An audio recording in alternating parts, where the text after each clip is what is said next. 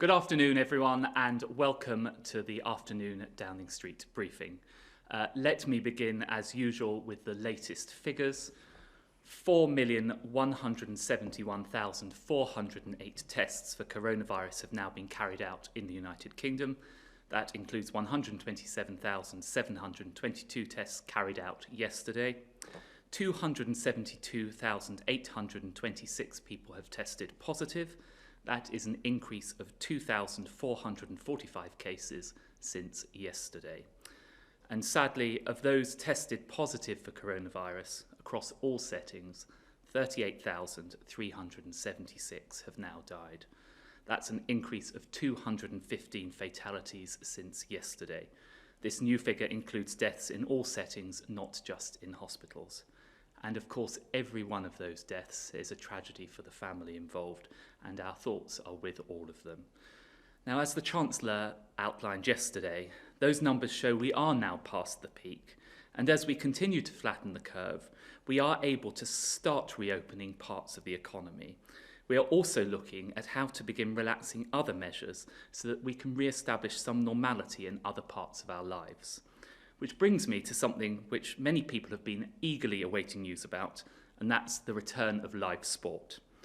Now, for more than 2 months after sport stopped, and after weeks of round-the-clock discussions with medical experts and professional sports bodies, I'm delighted to announce today that the government has published guidance which allows competitive sport to resume behind closed doors from Monday at the earliest, and crucially, only when it's safe to do so. It's up to each individual sport to decide exactly when to resume competition. They know their sports best. But football, tennis, horse racing, Formula One, cricket, golf, rugby, snooker and others are all set to return to our screens shortly, with horse racing first out of the gate in the North East next week. It's been a huge challenge to get to this point. We've taken a forensic, clinician-led approach, working with Public Health England and the Department of Health every step along the way. And we've had dozens of meetings and published pages of detailed guidance outlining first how to get athletes back into socially distanced training and then back into close contact training. And throughout all of this, we've put the safety of the athletes, coaches and support staff first and foremost. And by working so closely with the sports themselves, we've made sure that it's been a collaborative, consensual effort to create the safest possible environments for everyone involved. Now, the guidance outlines various measures that need to be in place for an event to go ahead and to keep everyone involved safe. That includes a screening process for coronavirus symptoms at the venue, a one-way system for people and vehicles, minimising the use of dressing rooms, and of course maintaining social distancing wherever that is possible. And as all sports fully recognise, ensuring the mental health of their athletes and staff is as important as their physical health, particularly in these very difficult times, and our guidance today reinforces that. It's taken a lot of hard work to get us here today, so thank you to everyone involved, and I know that this will be welcome news for many. Now, of course, much of the media attention has focused on football because it has that special place in our national life. And recognising its significance, I set 2 challenges for football's return.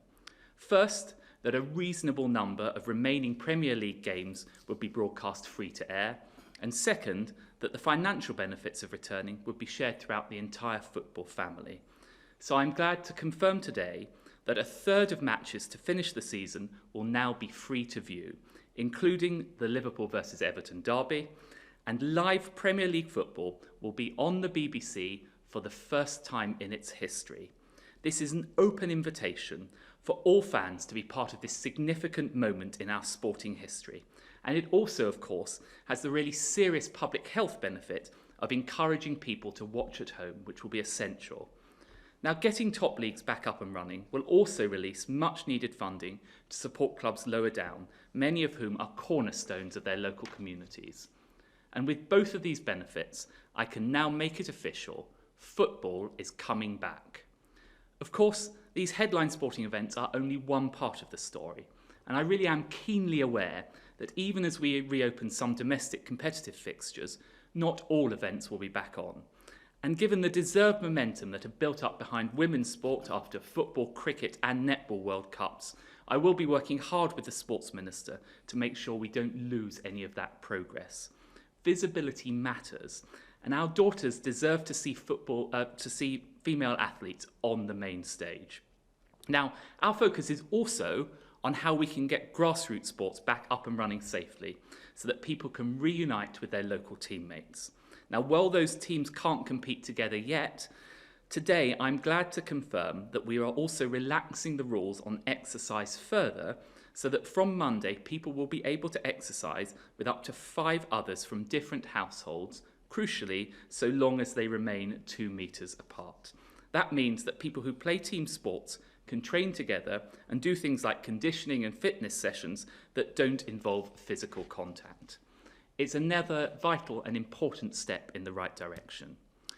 Now, we've all become a nation of early morning walkers, Wicks workouters and evening park runners, and many of us have discovered how valuable and therapeutic physical activity can be, and I hope that we'll continue to make time for it even as life returns to normal. We still have a way to go, but for a sporting-loving nation, today really is a significant milestone.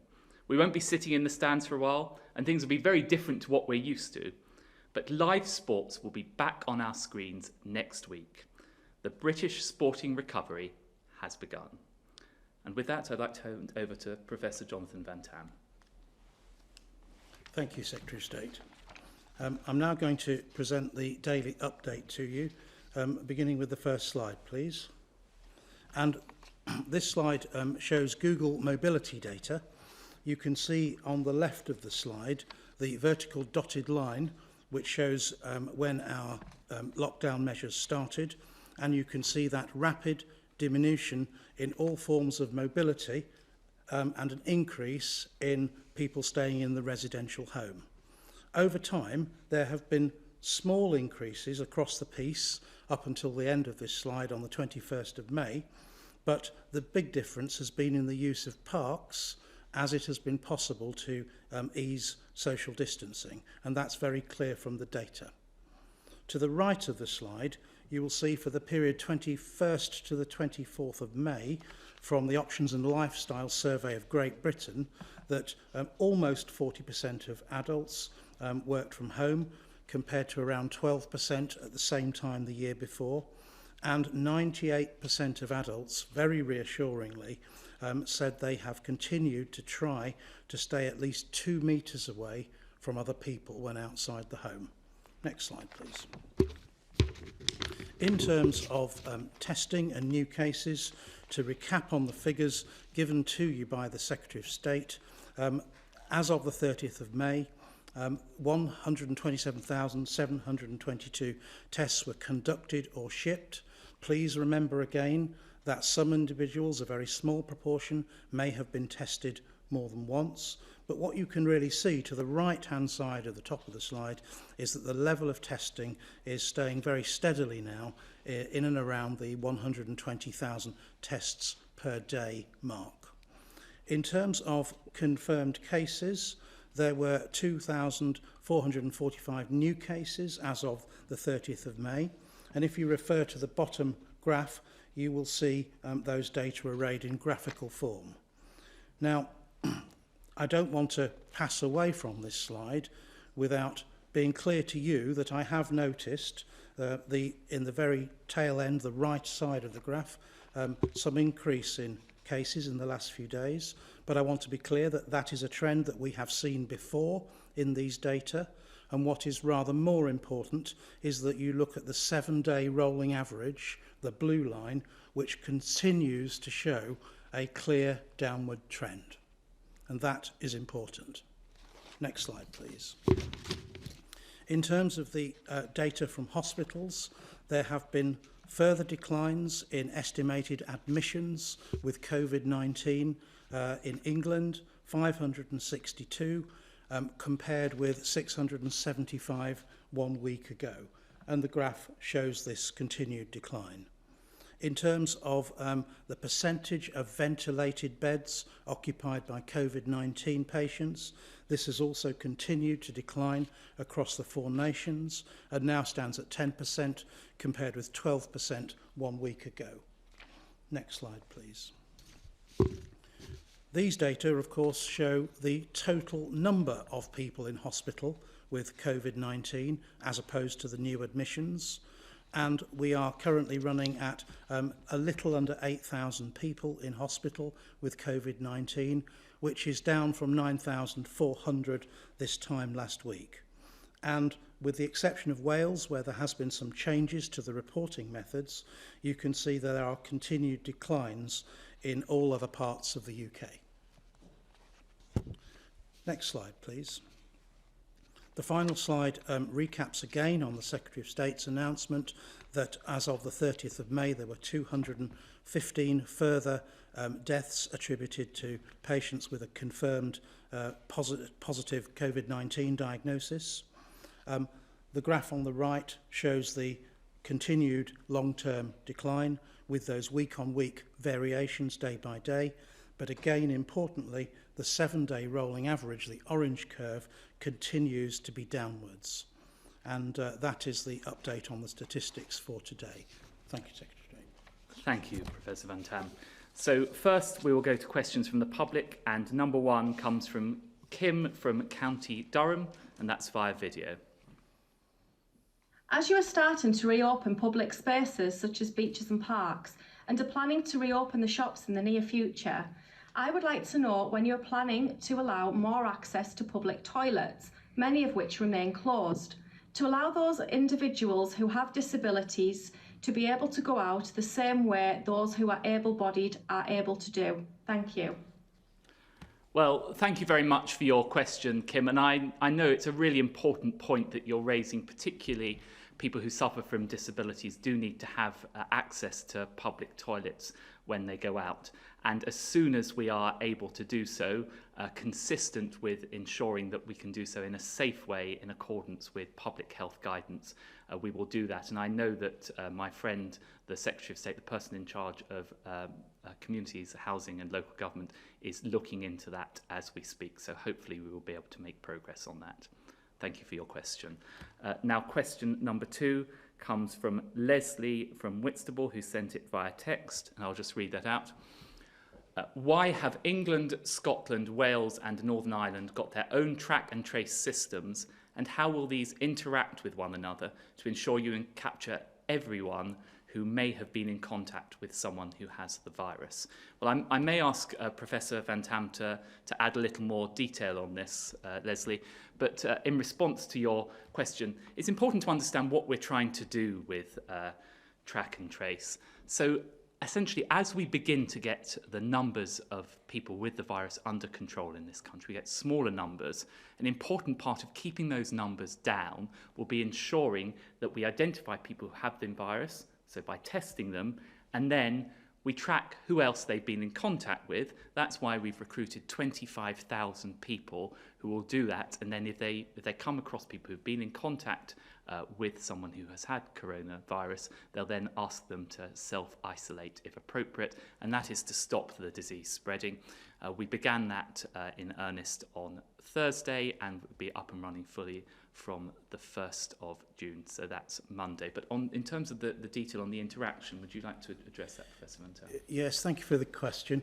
The NHS is a completely nationwide UK service for all its citizens, but it is just a case in point that the NHS is configured slightly differently across the devolved nations as it is in England, hence the organisation NHS England, as opposed to NHS UK. Now, therefore, it is logical that there are slight differences to the track and trace system as it is going to be used across the different NHS jurisdictions and the different devolved administrations of the UK.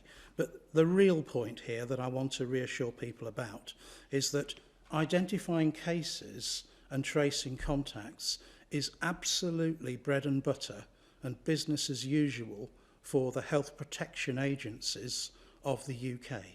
They do this as a matter of routine for tuberculosis cases, for meningitis cases, for food poisoning outbreaks. And believe me, those don't always occur. You can't say to a disease, we want you to stay this side of a border. It doesn't happen that way. And the health protection agencies of the UK are very used to working together and passing contacts and patients through as necessary. So I really have no real worries or doubts that they won't be able to cope with this in the particular COVID-19 circumstances. Thank you. And now we go to questions from the media, and the first one comes from Chris Mason of the BBC. Chris, are you there? Good afternoon, gents. Can you hear me? Yes, thank you. Phew, I live in perpetual fear of Zoom doom. A question to you both, if I may. What do you say to those scientists and others who say that you're easing the lockdown in England too quickly? Thank you for that question, Chris. Well, I think there's a couple of things just to note before I asked Professor Van Tam also to give his reflections. First, it's worth bearing in mind that the scientific advisory group, the government scientific advisory group, consists of more than 50 scientists, all of whom will have their different perspectives, and the government takes a collective view on the entire advice from SAGE. Secondly, I think the scientists who I've heard speak this morning are absolutely right to urge caution. We are at a risky point. That is to say that we have got the R number below 1. It's in the range of 0.7 to 0.9, but we haven't got that much headroom. That's why the Prime Minister has been clear that we need to proceed in a very cautious way. So we've set out a roadmap, but at each stage we're saying, well, we're not going to proceed with that unless we are confident that we can do so in a safe way. And indeed, if we're not confident, we'll delay measures, or indeed we may even reimpose measures. That's the whole sort of baby step path that we are going down. So I think the government is broadly in agreement with what they're saying. But Professor Van Tam, do you want to add anything? I'll just add a few things to say that scientific opinions always vary to some extent across the piece. That's natural. SAGE, I think, has been very clear, and I am being very clear, that the easing of social distancing, the easing of lockdown, has to go slowly, it has to go painstakingly, and we have to be extremely cautious about how we do it. And the scientists will continue to give that advice to the government. No apologies for that. We will absolutely continue to do that. I believe, and you'll recall I was at the podium when the disease activity was very high in the UK, and I said it's a very dangerous moment.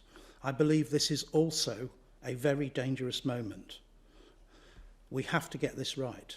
Now, the SAGE papers have been published.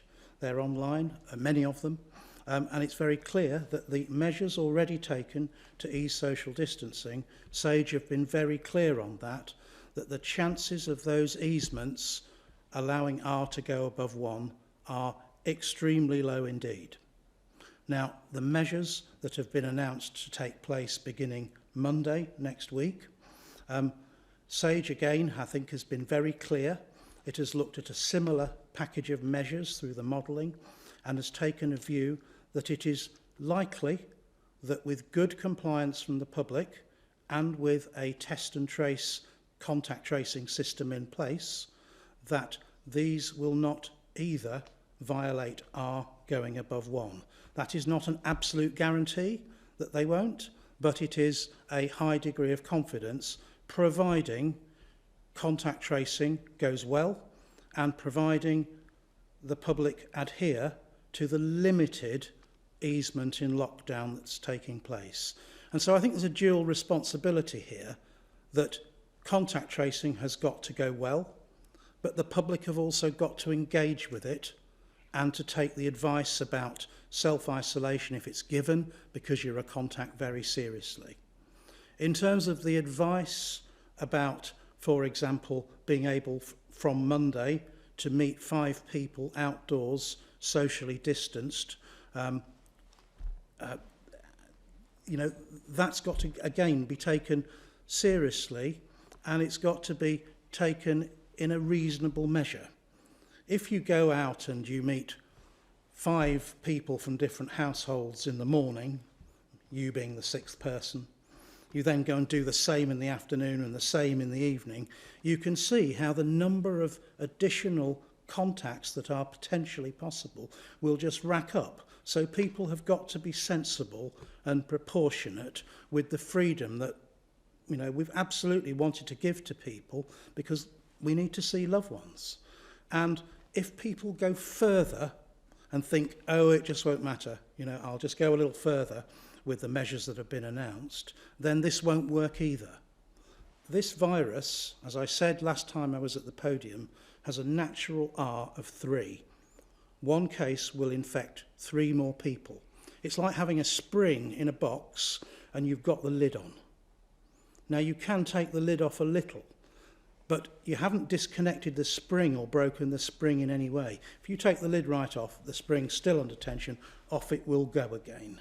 And so this is a dual responsibility here of government to go slowly and carefully and to take the advice from the scientists, of the scientists to watch this whole thing very closely over the next few weeks, and of the public in general to actually follow the guidance.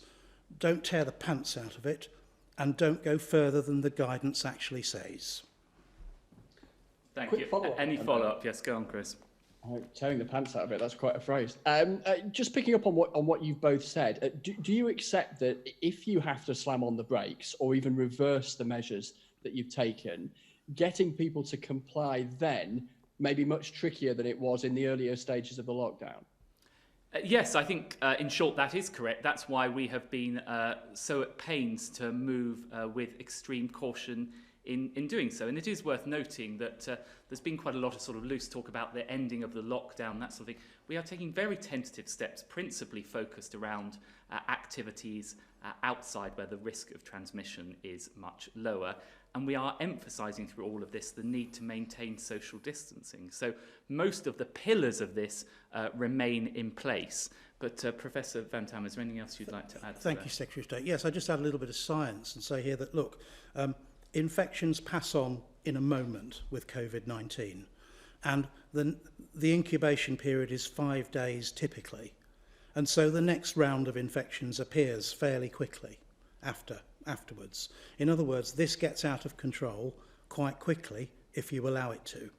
And then, as you've seen from the previous lockdown period, it then takes many weeks to get the brakes on it. You can't slow it down as fast as you can let it go, let it take off. And that's because these cases then become problems for the healthcare system, and regrettably some of them die. And it takes a while for them to work back out through the healthcare system because they require prolonged care. And therefore, from that perspective, don't see this as a curve that's the same going up as it is down.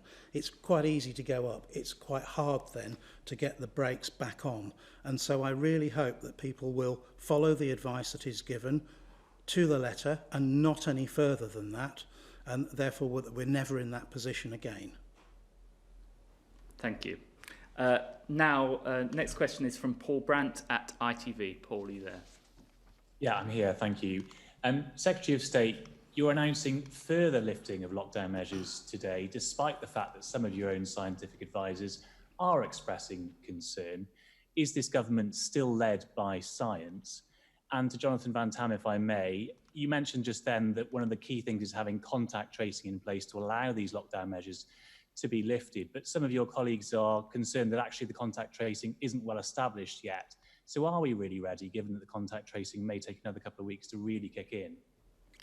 Well, thanks for your question, Paul. The first simple answer is yes, we continue to be led by the science. And indeed, I think today's guidance is an excellent example of that.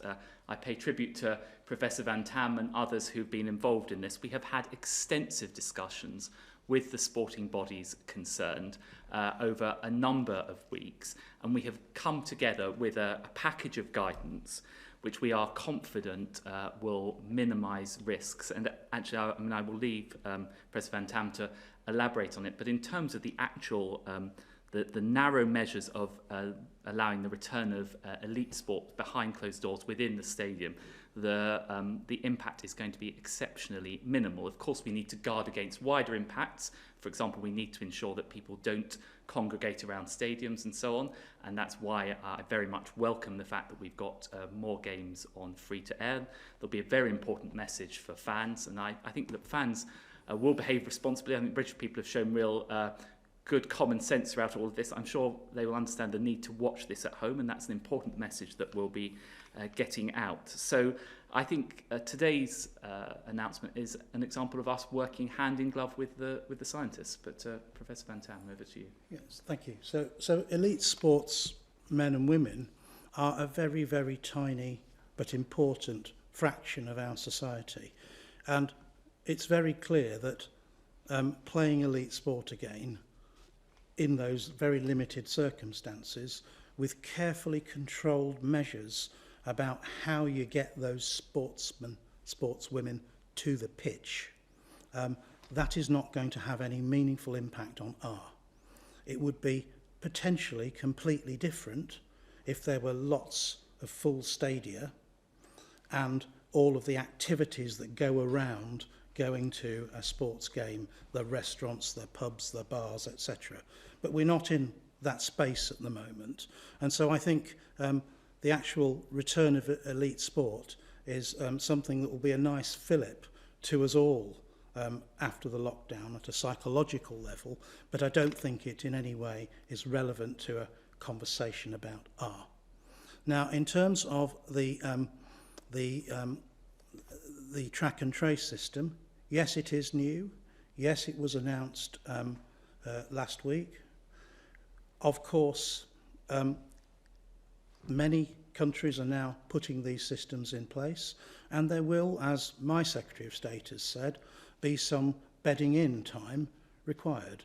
But Baroness Harding has been very clear that the system is ready, and I think we have to move forwards on that basis. Thank you. Any follow-up, Paul? Yeah, if I may, just on this point about the government following the scientific advice. I mean, Wales, Scotland and Northern Ireland take a slightly different view to England, in particular Scotland and Wales, which have been more cautious with their lockdown lifting. So what is it about the particular circumstances in England that makes you confident that it is okay to lift the lockdown measures to a greater degree in that nation? Well, each nation has to make its own decisions, and it's up to the Welsh and Scottish governments to explain the decisions that they have taken. In respect to the decisions that we have announced, I think three things have been influential in it. First is meeting those 5 tests which the first Secretary of State, Dominic Raab, set out a few weeks ago. The second thing that has been influential in it has been ensuring that the R, which is part of the first 5 tests, remains below 1 and gives us that headroom to be able to ease in a very cautious, careful, slow way without endangering the number spiralling above 1 and having the consequences that Professor Van Tam talked about. And the third thing is, as part of our measures, we need to ensure that we have a good track and trace system in place for the reasons that I outlined before, so that once we're aware that somebody has had or has coronavirus, ensuring that they are tested and isolated, and then people that they come into contact with take appropriate isolation measures to reduce the spread further. But Professor Van Tam, is there anything else you'd like to add? Thank you. Only really to say that, Sir Patrick Vallance has already said it from this podium, that the R is currently between 0.7 and 0.9. This means we do not have an enormous amount of headroom, and we will have to go very slowly. And we will have to go very cautiously. And this is a time where there are potential dangers if we go too fast. And I'm fully aware of those, and I'm perfectly prepared to give that advice to the government as needed. Thank you. We now go to Lisa Holland from Sky. Afternoon, Lisa. Good afternoon. My question is for Professor Van Tam. 8,000 new infections every day, and that's just in England, and supposedly doesn't include care homes and hospitals. Can I ask you, who is catching coronavirus and how, given that we're 10 weeks into lockdown? Let's go straight to you, Professor Van Tam. Right, okay, that's a difficult question. I can't tell you who's catching coronavirus. What I can tell you is the kinds of people that are at risk of catching it, and the kinds of people who are at risk of being hospitalised: the elderly, people with chronic underlying conditions, and people who are obese. That's very clear. We've also are looking very carefully for other risk factors, and the ONS has already shown that the death rate is higher in people in elementary occupations where perhaps social distancing is more difficult. And we are in the middle of a very large inquiry looking at the black and minority ethnic community. But it is, you're quite right, it's a case in point that there are 8,000 deaths, 8,000 cases occurring a day, according to ONS statistics, and we need to get to the bottom of that. Thank you. And any follow-up? Yeah, if I could just ask Professor again, one of your own colleagues, John Edmonds, another government advisor, scientific government advisor, had said on Sky News today, "My frustration has been the government are pretending they're not making the decisions and it's us that are making the decisions, but that's not the case." That's what he says. What do you say? Do you think that is true? Could you repeat that question, please? Yes, we spoke to John Edmonds on Sky News today, who said, and I quote, my frustration has been the government are pretending they're not making the decisions. In other words, they're led by the science, and it's us that are making the decisions, but that's not the case at all. So in other words, do you think the government is listening to the scientific advice? I should say just at the beginning, I know your question was addressed to President Van Tam. The government has been clear all along, the Prime Minister has been clear that ministers take responsibility for decisions based, but of course we take scientific advice in doing so. But I don't know whether there's anything you want to add further on that. I think that's absolutely right. Our science advice has been so far that the social distancing that has already been eased is consistent with keeping the R below 1. The consensus of scientific advice is that the next set of measures announced for Monday, with contact tracing in place, should also keep the R within 1. Our advice is then to continue to watch this very carefully, and we will continue to give further advice to the government about whether we think it is possible to make further easements after that. And that will absolutely be a matter of advice for us and decision for the politicians. Thank you. We now move on to Ian Herbert from the Mail on Sunday. Ian. Thanks very much. A question for you, if I could, Secretary of State. Police forces have identified yesterday 6 Premier League games which present public health concerns and require neutral venues. But clubs and fans are resisting that and insisting that their own home stadia will be safe. So if police express public health fears, should clubs and fans accept that and accept neutral venues? Well, the short answer is yes. I mean, it is worth just understanding what we are announcing today. So the government is publishing guidelines which are setting out how elite sports can resume behind closed doors in a safe way. It is then up to each individual sport to apply those guidelines and determine the way in which they do so. In respect of where matches take place, there is a well-established mechanism through the local safety authority. The local safety authority brings together police and local authorities to determine whether it is appropriate to have a match as scheduled at a home venue or not. If that determination is made that it is not safe to do so, and clearly they have to be mindful of risks such as fans congregating, particularly if it's a crucial match and it's a home match around the stadium. If they advise that they shouldn't do it, then clearly fans should listen to that. But again, I pay tribute to fans because I think that in common with most of the British people, they've taken a sensible approach to this. They understand what we're doing. Everyone, I think most people I've spoken to, welcome the fact that if we can get live sport back again in a safe way behind closed doors, we should do so, but they understand the limitations of doing that in the current environment. Was there any...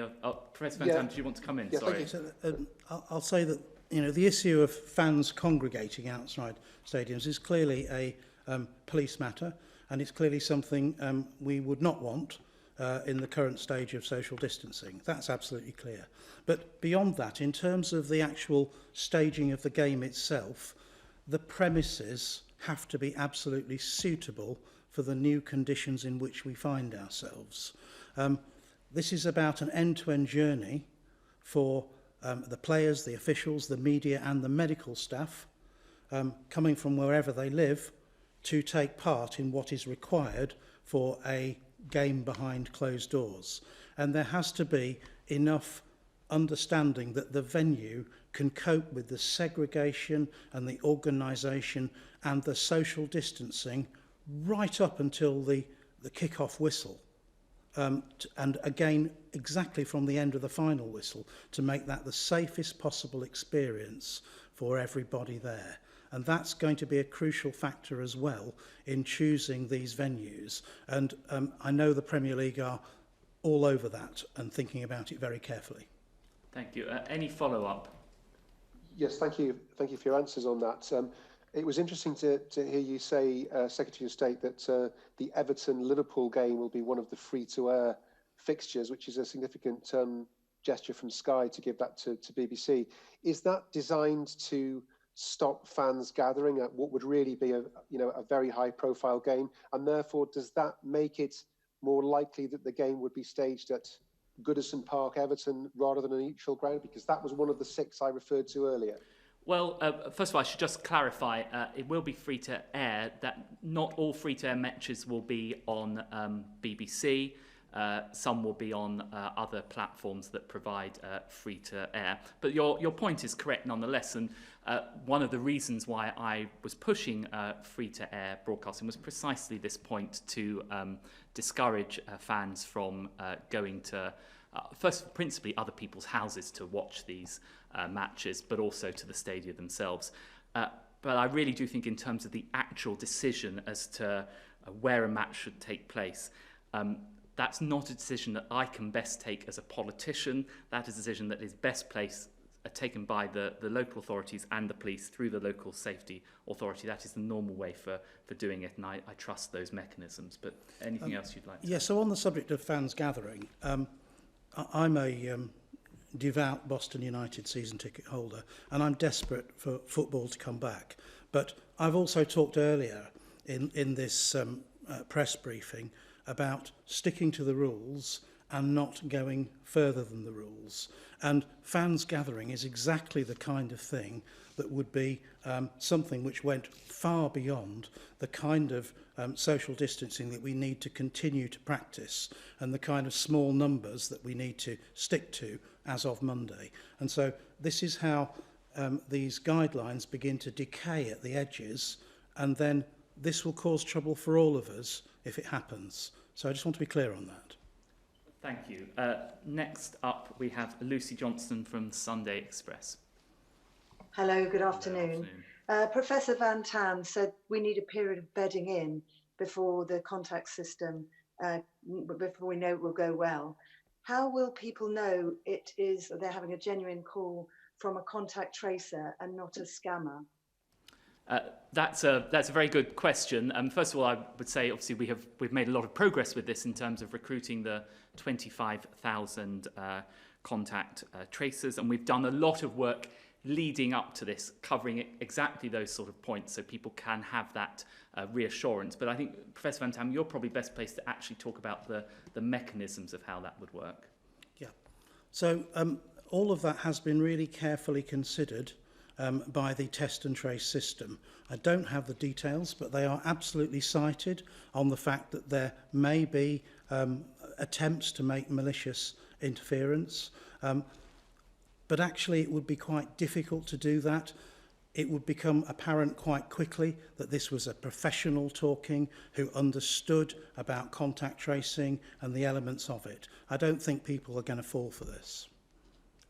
Any follow-ups there, Lucy? I was also going to ask, there are scientific estimates that potentially tens of thousands of healthy people will be asked to unnecessarily self-isolate at, of course, significant personal and economic cost after contact tracing. How can you stop this happening? Well, I'm afraid we can't stop it happening, and this is part of the cost of track and trace. We have made a decision as a government, and I think I'll leave it to Jonathan to confirm, but based on extensive scientific advice and discussions, that this is the trade-off that we are making. We're saying that in order to help facilitate wider easing of the lockdown that will benefit everyone, it will be the case that if people have had coronavirus, been tested, and then they've been in contact with others, those people will be asked to isolate. And it will, for those people, that's not something they will particularly want to do. But I hope that the British people, and this is my sense throughout all of this, there has been this a common sense and understanding of why we're doing this. This is to benefit the wider public health, and in isolating, they are helping to ensure that we keep the R rate low and that we can continue to ease as is safe to do so. And I think that is an improvement on the very stringent lockdown measures that we had before we commenced this process. But Professor Van Tam, is there anything else? So I'm going to go back to my spring and the fact that, the coronavirus is like a coiled spring ready to get out if we don't, and start infecting many people again if we don't keep on top of it. Now, the epidemiological principle of stopping that transmission occurring is taking people who have the infection, who are infectious, out of the system through isolation at home, and also taking out of the system temporarily people they may already have infected. Now, if you and I were contacts, in a meaningful way that Public Health England said meant that you might, I was the case, you might in the next 14 days, because that's the incubation period, develop coronavirus infection, and you may become infectious to others 1 or 2 days before your symptoms show. The only thing I can do is say to you that your risk window is for the next 14 days, and please will you isolate for the good of others. And we'll all have to take that on the chin if it happens to us, because we can't look inside people and say, well, you've definitely been exposed, and for you, your symptoms are going to appear on day X. It's just not possible. We can't even say of the people who are exposed, which ones will be the ones that go on to be the next round of cases of coronavirus infection.